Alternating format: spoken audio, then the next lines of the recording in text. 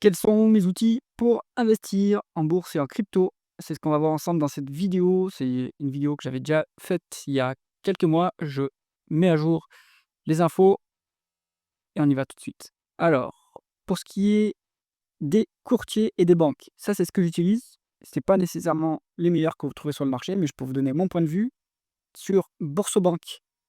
Donc j'ai un PEA et un PEA PME. Ce ne sont pas les moins chers, ce ne sont pas eux qui ont la plus grosse part de pays disponibles. En fait, ils n'ont pas énormément de pays disponibles. Par exemple, les small cap italiennes, espagnoles, et cetera, sont pas accessibles. En revanche, sur Boursobank, ce que j'ai bien apprécié, ce que j'apprécie beaucoup, c'est le service client. J'ai par exemple transféré un BEA-PME chez eux, ça s'est passé sans encombre et ils m'ont remboursé intégralement les frais de transfert de la banque d'origine.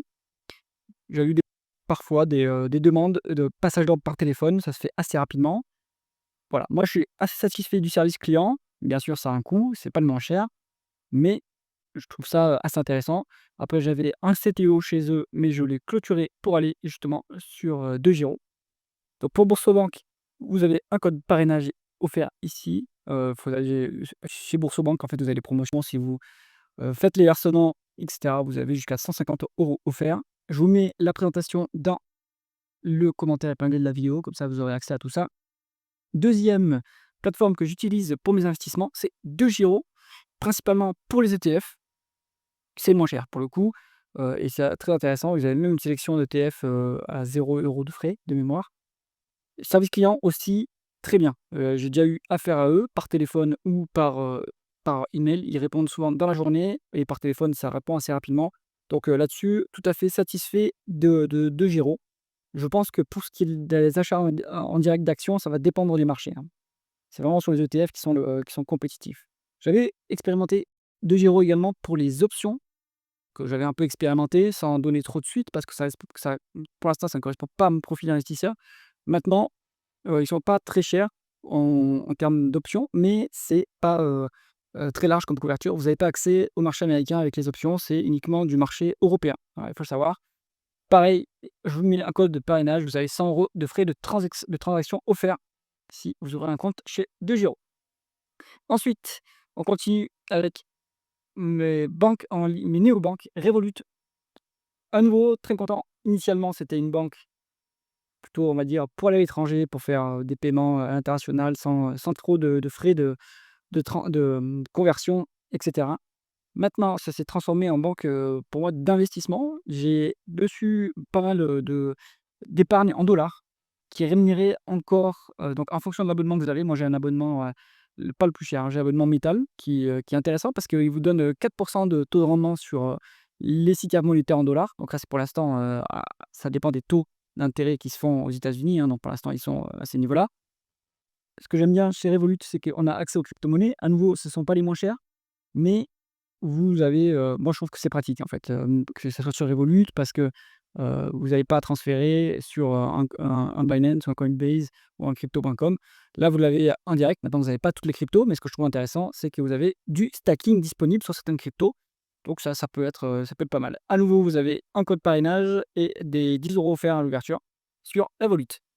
Binance, c'est, du coup, c'est la plateforme crypto que j'utilise, principalement, que j'utilisais principalement. Maintenant, j'ai arrêté de l'approvisionner, mais vous avez accès à des cryptos qui sont pas disponibles sur des néobanques, style Revolut, hein. Vous avez accès à des choses un peu plus, niche. C'est, intéressant, hein, Binance, pourquoi pas. Après, ce que j'ai jamais expérimenté, il faudra que je teste une fois, c'est le retrait pour, du coup, retirer, les gains de crypto pour les mettre sur une banque, mais je pense que ça se fait sans souci. Donc, Binance, j'en suis plutôt, satisfait. Vous avez un code parrainage, pareil, dans la description. Pour ce qui est du suivi des marchés, donc mon application principale que j'utilise depuis, plus de allez, presque 10 ans, hein, maintenant, c'est investing.com. Donc vous avez une application mobile, vous avez une page web aussi, avec, bah, de cotations en direct, c'est pas mal, avec vos watchlists et vous avez un système d'alerte si vous avez besoin d'alerte. Donc, investing.com, moi je recommande de vous faire un petit profil et sauvegarder votre watchlist et puis ça vous permet de suivre, moi c'est surtout sur mobile, hein, que je suis, ça vous permet de suivre, quand vous avez envie de regarder vos prix, le prix de vos actions, de crypto et cetera. Vous pouvez suivre ça tranquillement sur votre téléphone.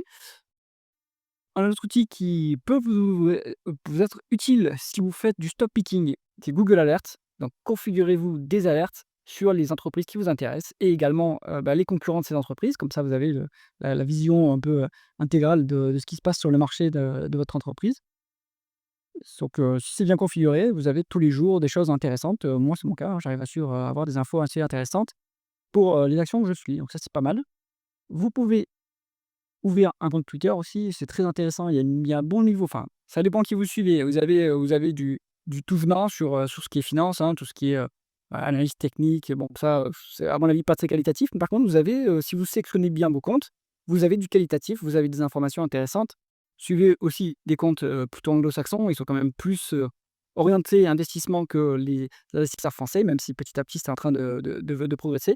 Mais, je vous recommande d'avoir, du Twitter, hein, pour suivre un peu de l'info spécifique sur vos actions que vous suivez, mais aussi des informations sur le marché en général. Vous pouvez me suivre, évidemment, en cliquant sur le lien ici.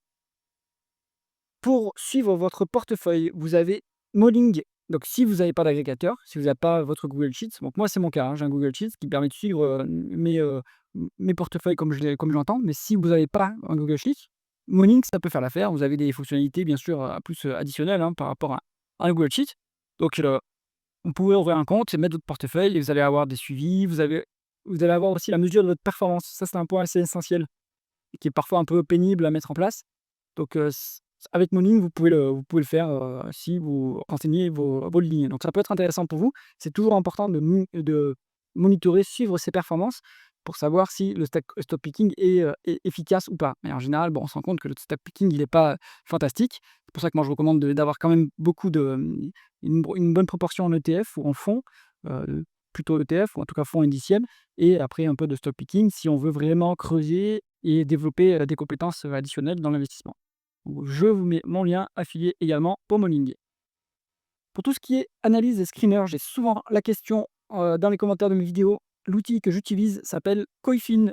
C'est une boîte qui a quelques années maintenant et qui se base sur les données principalement de S&P Global Market Intelligence.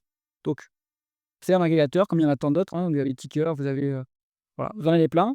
Moi j'utilise Coifin, je trouve que ça répond bien aux besoins. Il y a plusieurs besoins, vous visualisez les métriques d'une entreprise, intéressant. Les screeners, ça c'est aussi très intéressant d'avoir des screeners. Prévision des analystes, bon ça m'intéresse pas trop.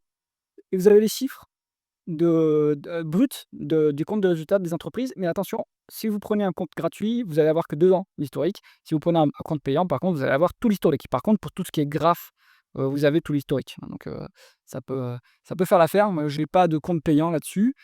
Si jamais vous avez besoin d'avoir des données plus lointaines, plus, voilà, plus anciennes sur une boîte que vous suivez, bah, il faudra un compte, payant. Je vous mets mon lien, ici, si vous voulez ouvrir un compte.